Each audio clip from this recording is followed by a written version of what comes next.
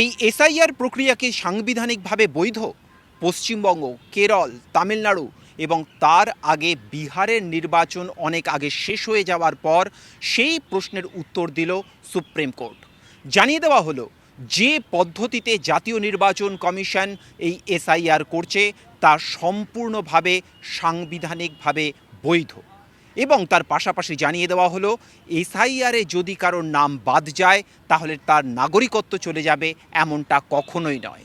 যারা দেশের নাগরিক একমাত্র তাদেরই ভোটার তালিকায় নাম থাকবে, এ কথা যেমন ঠিক তার পাশাপাশি ভোটার তালিকায় নাম বাদ যাওয়ার পরে 4 সপ্তাহের মধ্যে নাগরিকত্ব যাচাইয়ের জন্য উপযুক্ত কর্তৃপক্ষের কাছে সেই ব্যক্তির আবেদন পাঠাতে হবে এবং যদি তার নাগরিকত্ব প্রমাণিত হয় তাহলে তাকে ভোটার তালিকায় নাম অন্তর্ভুক্তি করতে হবে।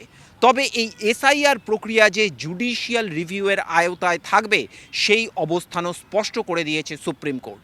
তবে এই মামলার সঙ্গে পশ্চিমবঙ্গের লজিক্যাল ডিসক্রিপেন্সি বা যেভাবে জুডিশিয়াল অ্যাসিস্ট্যান্স নিয়ে পশ্চিমবঙ্গে এসআইআর হয়েছে এবং তাকে ঘিরে যেভাবে ট্রাইব্যুনাল গঠন হয়েছে সেই সমস্ত প্রশ্ন সম্পূর্ণ অন্য মামলাতেই থাকবে, যে মামলার শুনানি এখনও চলছে সুপ্রিম কোর্টে।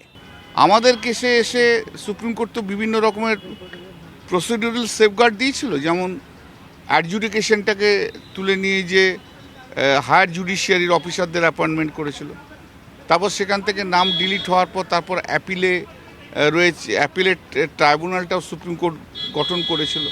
সেই অ্যাপিলেট ট্রাইব্যুনালের কাছে কেস এখনও পেন্ডিং আছে। তো আপাতত যেটা রয়েছে এটা বিহার কেস, তাতে আমাদের বাংলার জন্য তাতে কোনো এফেক্ট হচ্ছে না। কনস্টিটিউশনাল ভ্যালিডিটি নিয়ে বলেছে যে হ্যাঁ, it is a constitutional validity রয়েছে, কিন্তু অনেকগুলো সেফগার্ড দিয়েছে।